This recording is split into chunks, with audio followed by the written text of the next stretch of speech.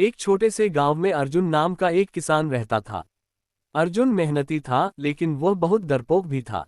छोटी छोटी समस्याओं से भी वह घबरा जाता और चिंता में डूब जाता। रात को अंधेरे में अकेले निकलने से उसे बहुत डर लगता। गांव वाले उसे समझाते, लेकिन उसकी चिंता और डर खत्म नहीं होते थे। एक दिन गांव में एक साधु महाराज आए। अर्जुन ने अपनी समस्या उन्हें बताई।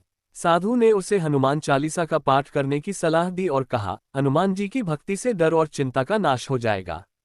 इसे श्रद्धा और विश्वास के साथ रोज पढ़ो। अर्जुन ने साधु की बात मानी और अगले दिन से ही सुबह और शाम हनुमान चालीसा का पाठ शुरू कर दिया। शुरू में उसे कठिनाई हुई, लेकिन धीरे धीरे उसे शब्द याद हो गए।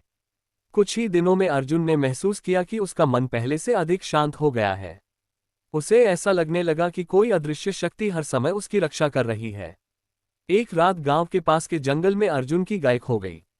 पूरा गांव सो चुका था, लेकिन अर्जुन को अपनी गाय की चिंता थी। उसने अकेले ही गाय को ढूंढने का निश्चय किया। अंधेरे और जंगल के खतरों का ख्याल आते ही उसका दिल जोर से धड़कने लगा। अर्जुन ने डरते डरते हनुमान चालीसा का पाठ करना शुरू किया। जैसे जैसे वह पाठ करता गया, उसका डर गायब होने लगा। उसे ऐसा महसूस हुआ कि उसके साथ कोई चल रहा है। अर्जुन का साहस बढ़ गया। थोड़ी देर बाद उसे उसकी गाय मिल गई। तभी उसे झाड़ियों में कुछ सरसराहट सुनाई दी। अर्जुन घबरा गया, लेकिन उसने तुरंत हनुमान चालीसा पढ़ना जारी रखा।